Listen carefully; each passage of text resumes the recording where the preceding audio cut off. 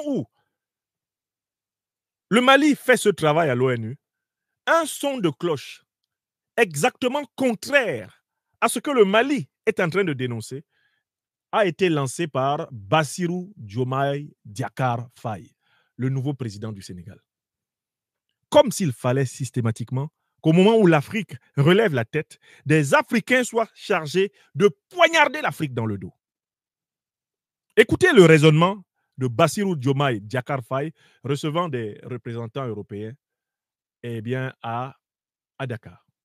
J'ai pris quelques captures qui restituent les propos de Bassirou Diomaye Diakhar Faye. Il dit ceci.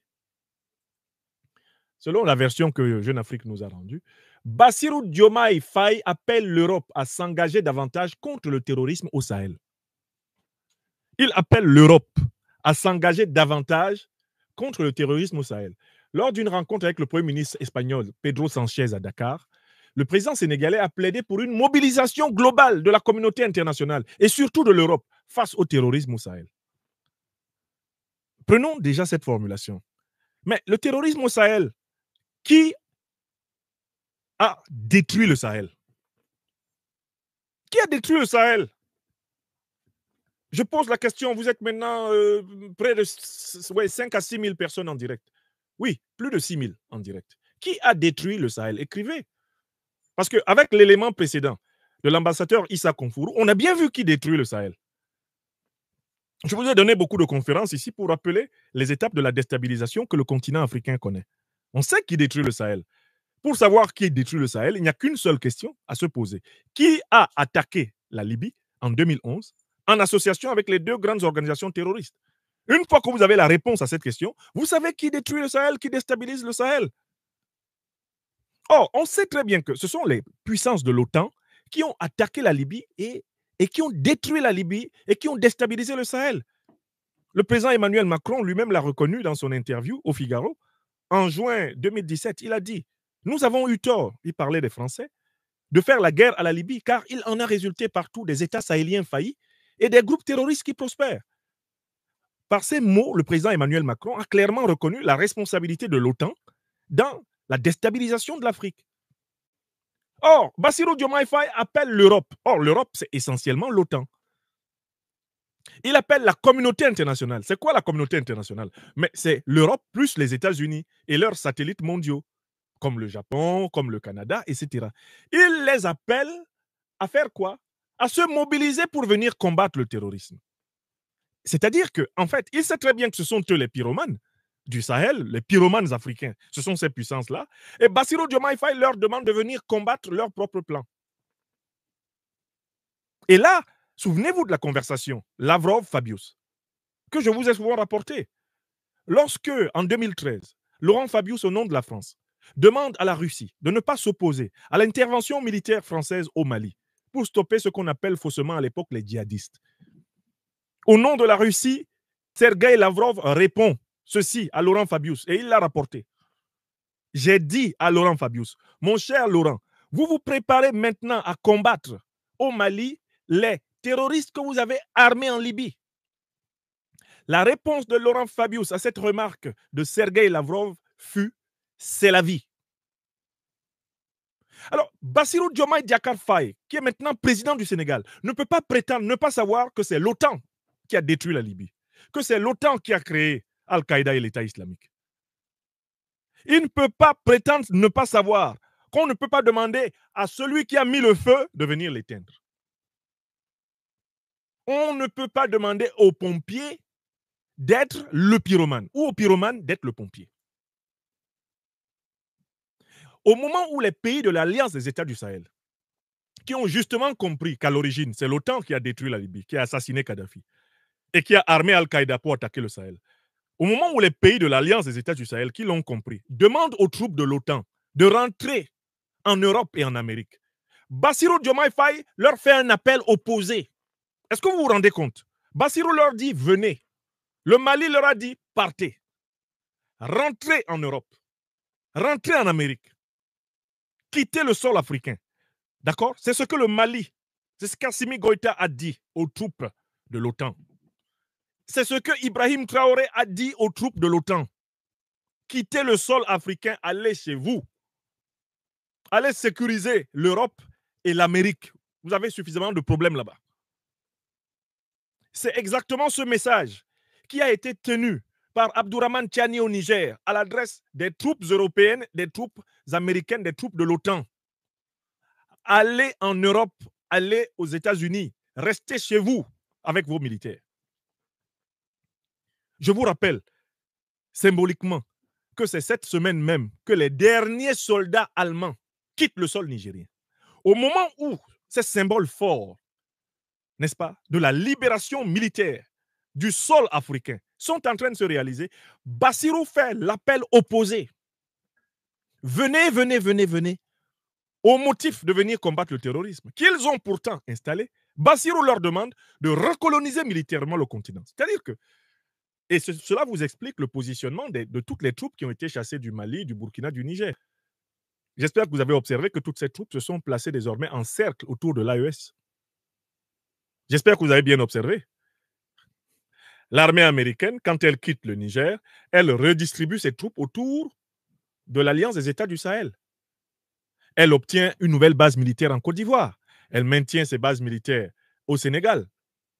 Elle maintient ses bases militaires, ses bases militaires dans le sud de l'Algérie, en Tunisie, en Mauritanie. Elle maintient ses bases militaires au Ghana. Elle en cherche, elle en construit au Bénin. Elle a des positions au Togo. Elle continue avec des bases militaires. Ses bases militaires au nord du Cameroun, au Nigeria, au Tchad.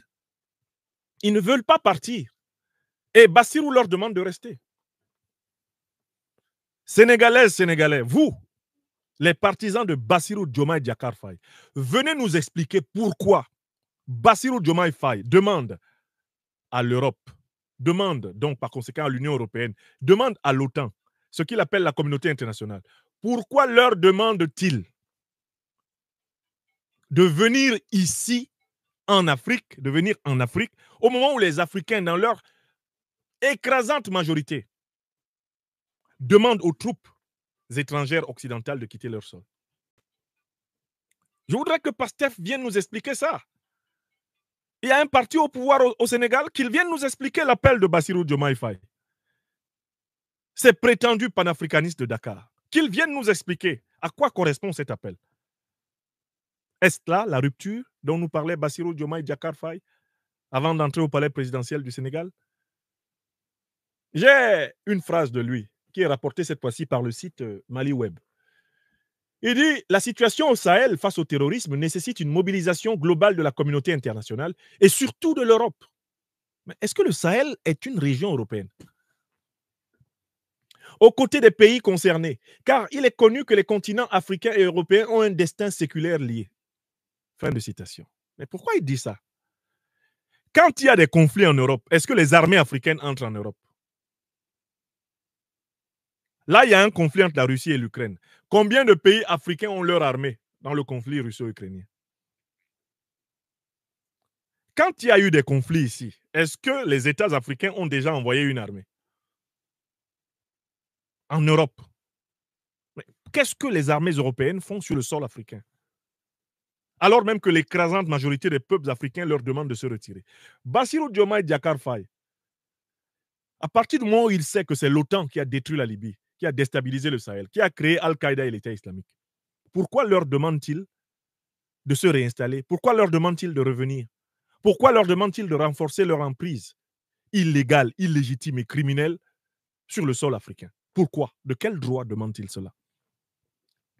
Alors, je conclus ce point. Je ne voulais pas aller en long et en large ce soir. Je voudrais que vous voyez très bien qu'au moment où le Mali, le Burkina, le Niger, l'AES accélèrent la cadence de la souveraineté, voilà les serviteurs de la vassalité.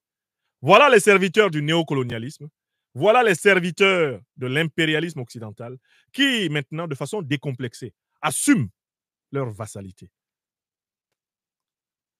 Voyez ce qu'a dit l'ambassadeur Issa Konfourou pour le compte du Mali et comparez cela à ce que dit Bassirou Diomaye Diakhar Faye pour le compte du Sénégal à propos de l'Afrique. Et vous comprendrez justement que l'Afrique est aujourd'hui le terrain de confrontation entre les panafricanistes et les néocolonisés. La ligne est là. La CEDEAO est une organisation de néocolonisés qui affronte une organisation authentiquement panafricaniste, l'Alliance des États du Sahel. Et les Africains doivent choisir. Ils doivent choisir entre demander à ceux qui ont tué Kadhafi, qui ont détruit la Libye, qui ont créé Al-Qaïda et l'État islamique, qui continuent à les armer, à l'instar de l'Ukraine, ils doivent choisir de les soutenir ou de soutenir ceux qui veulent protéger le peuple africain contre ceux qui s'organisent pour tuer les Africains en Afrique en permanence afin d'avoir la main mise sur les richesses africaines. Chaque Africaine, chaque Africain doit choisir en ses âmes et conscience. Ce choix-là, on a un peu trop facilement tendance à penser qu'il doit seulement se faire au niveau de nos dirigeants. Il doit se faire en chacun d'entre nous. Sommes-nous d'accord avec Bassirou Diomaye Diakhar Faye que les armées européennes, les armées nord-américaines, les armées de l'OTAN continuent à envahir l'Afrique au motif de combattre les terroristes qu'elles y ont introduits? Ou sommes-nous plutôt d'accord avec les dirigeants de la Confédération de l'Alliance des États du Sahel pour exiger, pour nous mobiliser et obtenir le départ des armées de l'OTAN du sol africain parce que ces armées sont responsables de la déstabilisation de l'Afrique? Voilà la question simple, mais en même temps terrible, qui se pose à chaque Africaine, à chaque Africain sur cette terre. Et ne nous débrouillons pas pour nous dérober de cette question en nous en déchargeant sur les dirigeants africains. Si chaque Africaine et chaque Africain y répond, puisque la majorité d'entre nous, je le sais, souhaite le retrait total des forces agressives de l'OTAN, qui terrorisent en réalité l'Afrique depuis plusieurs décennies, puisque beaucoup d'entre nous, nous le souhaitons, si nous pouvons exprimer clairement ce souhait et cet engagement, la masse critique que nous allons former sera de nature à empêcher la recolonisation de l'Afrique.